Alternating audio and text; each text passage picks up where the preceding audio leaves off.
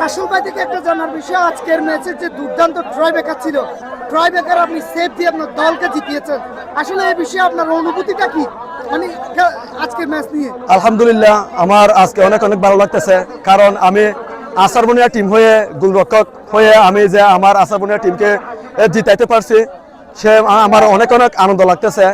এবং আমি সব সময় আমার দলের জন্য প্রস্তুত থাকি। এই যে যেখানে যে টুর্নামেন্ট, সেখানে আমি প্রস্তুত থাকি ইনশাল্লাহ আমার দলকে আমি জেতানোর জন্য। তো আমি সব সময় থাকি আমার দলকে জেতানোর জন্য।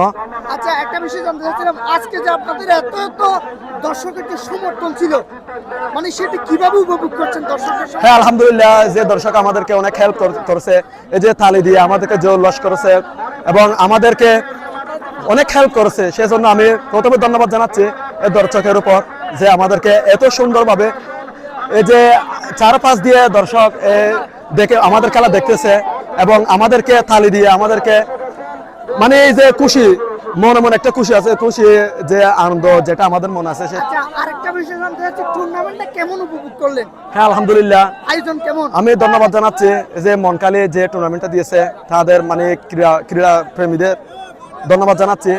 এবং এই যে টেকনাফ উপজেলা এবং উকিয়া উপজেলা